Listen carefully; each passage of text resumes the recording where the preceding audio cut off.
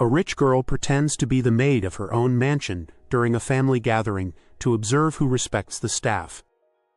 The clouds hung low over Silvercrest Manor, as if nature itself knew secrets were about to unravel. Eleanor Ashworth, 24, known for her beauty, wealth and wit, stared at her reflection, not in a designer gown but in a crisp maid's uniform. Her honey blonde hair was tucked into a tight bun, her usual emerald jewelry replaced by plain buttons. Her fair skin, usually radiant under chandelier lights, looked dull under the dim glow of the servants' quarters. She wore no makeup, just curiosity in her eyes. Prompt. Eleanor Ashworth, 24, fair-skinned, honey-blonde hair in a tight bun, dressed in a simple maid's uniform. Staring at her reflection with intense focus, she had devised the plan in secrecy. Her father, Lord Alaric Ashworth, was hosting a grand reunion. Cousins, business partners, in-laws, and even estranged relatives would arrive over the weekend. They would dine, toast, gossip, and unknowingly be observed by the one they all sought favor from, the sole heir, Eleanor. But Eleanor wasn't looking for flattery. She wanted to know who treated people with decency when there was no benefit involved, who spoke kindly to the help, who abused power under velvet gloves. Her hidden test would reveal it all, and no one, not even the staff, knew she would be among them. The estate buzzed with early arrivals. Rolls-Royces rolled down the gravel path. Eleanor, now known as Ella among the staff, was given a broom and a badge by the head housekeeper, Mrs. Thistle, a stern woman with a hawk-like gaze and a heart of gold. "Ella, you'll assist with tea service in the morning room," she said. "Don't slouch and mind your tongue. These people bite." Eleanor nodded, adjusting her apron. As she moved through the marble halls, she crossed paths with her Aunt Vivian, adorned in pearls and prejudice, who didn't spare the maid a glance.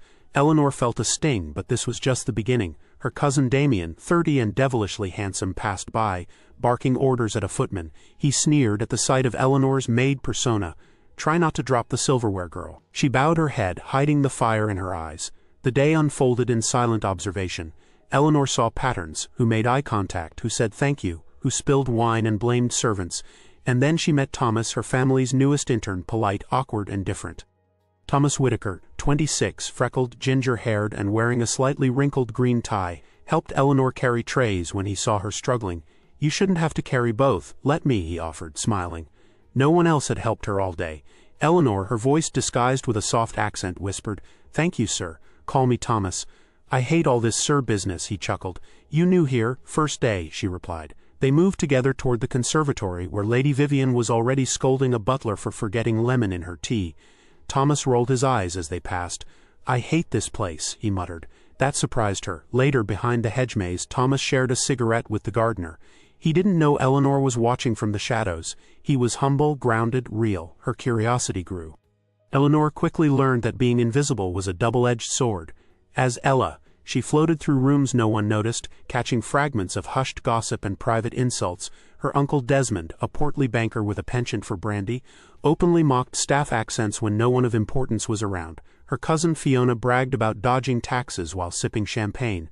By evening, Eleanor had a notebook hidden beneath her mattress. Every act of kindness or cruelty was noted with ruthless precision. But the longer she played the role, the more jarring the world she once trusted became. The family she'd once adored seemed colder now, their smiles hollow, their praise transactional. She began to wonder if she'd grown blind to the rot while bathing in privilege. And yet Thomas remained a puzzle she couldn't shake. Not only had he treated her kindly, but he often excused himself from the loud laughing crowds to wander the estate gardens or speak with workers about their lives. She started making excuses to cross his path more often, even disguised. Eleanor was being seen by the one man who didn't recognize her name. The following morning, Eleanor served breakfast in the solarium. Damien, hungover and venomous, lashed out at a scullery maid who'd spilled marmalade. Eleanor stepped in without thinking, shielding the girl. "It was my mistake, sir," she said calmly. Damien glared. "Try harder next time or you'll be out by sundown."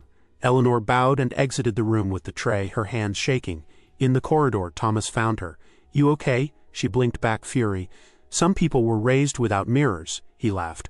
Well said. That afternoon, the family played croquet on the west lawn while servants arranged canapes. Eleanor moved quietly, unnoticed, but she saw everything. How her Aunt Celia ignored the groundskeeper's request to keep guests off the flower beds. How Cousin Rupert mocked a waiter's stammer. How no one offered the staff water in the heat. But when Thomas brought lemonade to the staff first, Eleanor caught herself smiling. He wasn't perfect. He was shy, a bit clumsy, but he saw people. and for the first time in years Eleanor wondered what it would be like to be known not as Ashworth's heir, but just as a woman. In the stillness of early evening Eleanor wandered the estate's old west wing, a part rarely visited now used for storage. Dust clung to antique drapes. Forgotten portraits watched her like sentinels.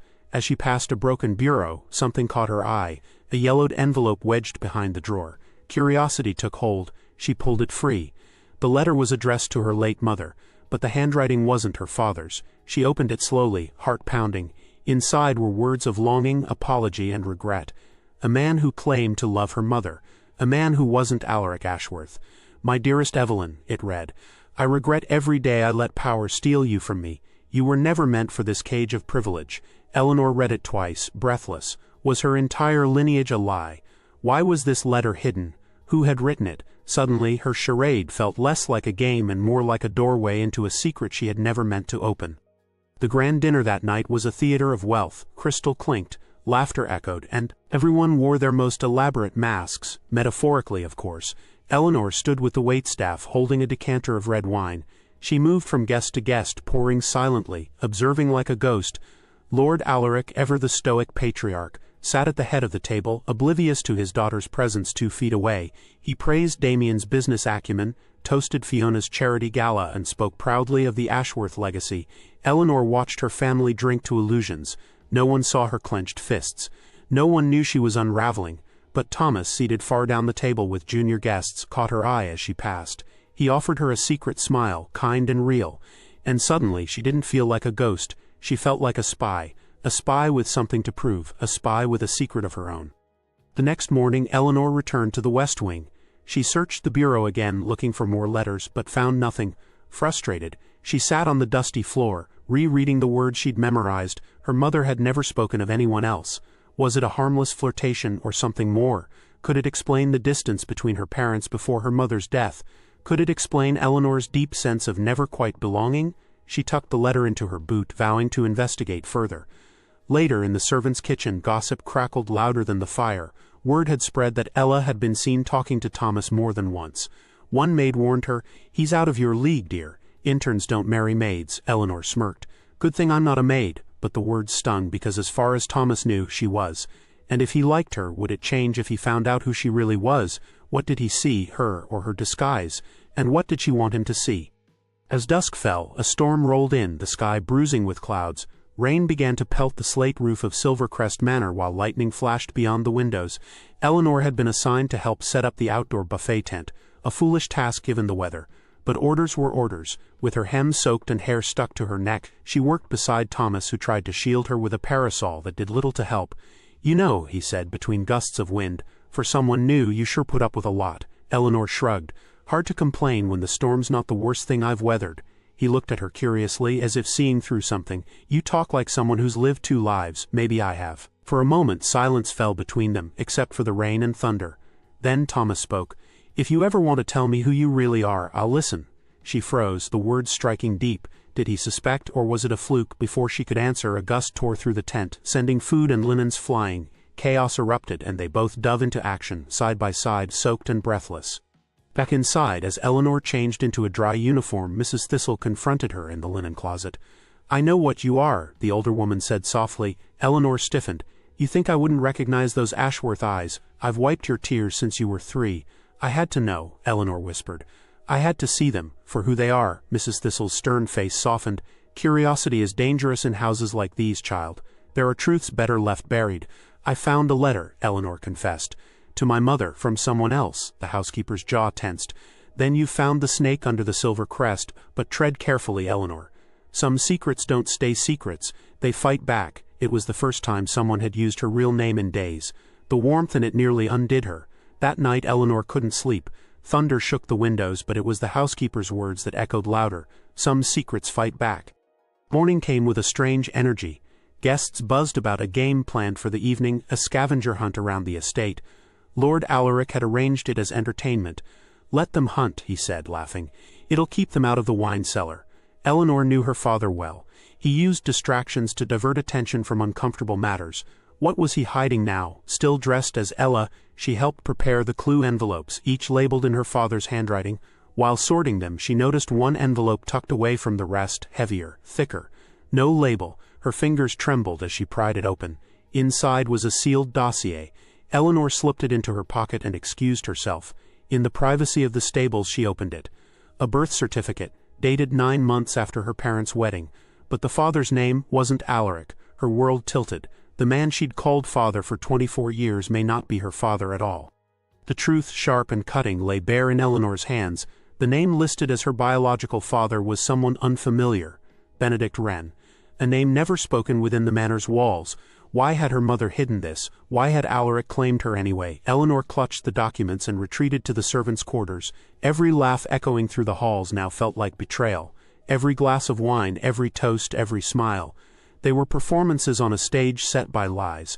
When she bumped into Thomas in the hall, he noticed her shaken expression. "You okay?" he asked, gently taking her elbow. Eleanor shook her head, too numb to lie. "I need fresh air," she muttered, and pushed past. Outside in the garden she sat on a stone bench and let the wind sting her face. She wasn't who she thought she was, not fully an Ashworth, perhaps not at all. And yet this lie had shaped her life. What was she supposed to do with it? Eleanor returned to her quarters to find Mrs. Thistle waiting. "You found it, didn't you?" the old woman asked. "The truth," Eleanor replied bitterly. "Or part of it," Mrs. Thistle nodded solemnly. "Your mother wanted to leave him, Alaric. She planned to raise you quietly. But the family pressured her. The Ashworth name was too powerful, too dangerous to cross. So Alaric raised me, even knowing, yes, but never with love, only obligation." Eleanor felt like screaming. Instead, she whispered, "Why didn't anyone tell me? Because sometimes the lie protects more than the truth destroys." Or so we hoped. But Eleanor was done with illusions. She was no longer content to float above the filth of her family's dealings. She had seen how they treated people. She had seen how they used kindness like currency and cruelty like entertainment. She would not inherit this legacy blindly. She would decide who she wanted to be, and whether the Ashworth name deserved her at all. As evening fell, Eleanor found herself wandering the gallery, staring at portraits of proud men and cold-eyed women. The Ashworths, her supposed bloodline. Thomas entered quietly behind her. "You've been avoiding me," she turned slowly. "I've been thinking. I want to tell you something," he said, eyes steady. "I didn't come here for the internship. I came here because I've been investigating the Ashworth Foundation." That stopped her. "Investigating? They've been diverting funds, charity money. I traced the discrepancies back to Lord Alaric, and I thought, if I could get close, I could find evidence." Eleanor's mouth went dry. "You're saying my family is stealing from their own charities?" He nodded. "And I think I'm close to proving it." She looked at him differently now, not just as someone who'd seen her when she was invisible, but as someone who sought justice in a house of corruption. He was more than just kind. He was dangerous in all the right ways, and so was she. Eleanor and Thomas stood in the gallery, their shared secrets weaving an invisible thread between them. "I didn't expect you to say that," she murmured. "I didn't expect to trust you." "You shouldn't," he said, half smiling. "But here we are." She handed him the letter from her mother. "Then trust goes both ways." Thomas read it silently, his eyes scanning each word with increasing tension. "This changes everything," he said. "Yes, and it means I'm not bound to them, not really." They agreed to work together. She'd gain access to Alaric's locked office, and he would search for financial records. The plan was dangerous. If caught, Eleanor would lose everything, so would Thomas. But truth, now that they'd tasted it, was a hunger neither could ignore. As they parted that night, Eleanor felt something stir deep inside her. Not fear, not love, but something older, resolve. She would no longer play the part assigned to her. She would write her own ending. The next day brought the scavenger hunt. A perfect distraction. As the family scurried around the estate, laughing and competing, Eleanor used the moment to slip into Alaric's private study. The door was locked, but she knew where the key was, beneath the bust of a Roman general in the hallway. The study smelled of leather and secrets. The walls were lined with books Eleanor had never seen her father read. The desk was pristine, too pristine. She found a drawer hidden behind a false panel. Inside, a flash drive, several account ledgers, and something unexpected. A dossier on Thomas Whitaker. It listed his history, movements, and even his phone records. Alaric had been watching him. Eleanor tucked everything into her apron and fled, her heart thundering. Back in the servants' quarters, she gave Thomas the flash drive. He plugged it into his laptop, eyes darting across the screen. "This is it," he whispered. "This proves the embezzlement." But before he could say more, there was a knock at the door, 3 sharp taps. They froze. Someone new. The knock came again. Eleanor opened the door slowly. It was Damien, drunk, disheveled, and smirking. Well, the little maid's been playing spy." Thomas rose defensively, but Damien waved a hand. Relax, I'm not here to stop you. In fact, I want in. Eleanor narrowed her eyes. You're joking, I'm dead serious. Father's ruled this family like a tyrant. He kept me in his shadow for years. I want him to fall, and you think helping us makes you a hero? I think it makes me necessary. They had no choice but to let him in, for now. Damien provided key information, the name of a Swiss account, the identity of a bribed auditor, and the date of a hidden transaction. But Eleanor never took her eyes off him. She knew betrayal came in many forms, and Damien had always played both sides. The final night of the gathering brought a masquerade ball. Masks, laughter, and flowing champagne painted a perfect illusion. Eleanor wore a servant's uniform under her costume, ready to disappear if needed. Thomas dressed as a guest for the first time, blending in with borrowed confidence. Damien, as always, basked in attention. At midnight, Eleanor took the microphone from the band. "I'd like to say a few words," she began. Gasps followed as she removed her mask. "Some of you know me as Ella. Some of you know me as Eleanor. Tonight I speak as both." She revealed the embezzlement, the fake charities, the letters, the lies. She handed the flash drive to the estate's lawyer, present as a guest. "Everything is here, and more will follow." The ballroom erupted in chaos. Alaric stood, red with rage, trembling. "You dare do this to your own family?" "I dare," she said calmly, "because you stopped being my family the day you made cruelty a tradition." And with that, she left the ballroom, not as a servant, not as a pawn, but as a storm.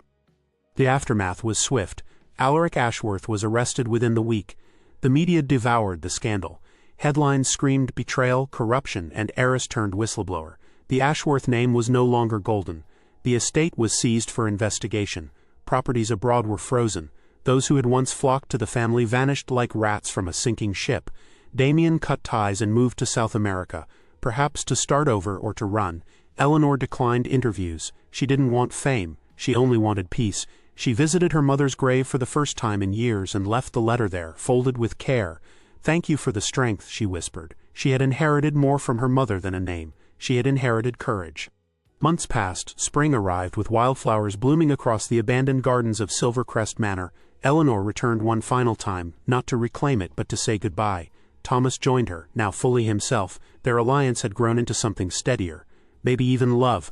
"What now?" he asked. She looked out at the lands once ruled by arrogance. "We rebuild, but not here, somewhere new, somewhere honest." She handed him the deed to the manor. "I'm donating it. To become a shelter, for women like my mother, for staff who deserve more, for those ignored." Thomas smiled. "You're not just rewriting your story, you're changing others too," and she was. Because Eleanor Ashworth had walked through fire, shed every illusion, and emerged not as heiress, but as a force of reckoning, one who knew that true worth lies not in names, but in the truth we dare to live. If you enjoyed this tale of secrets, deception, and transformation, don't forget to subscribe for more powerful stories that reveal the human heart, one mask at a time.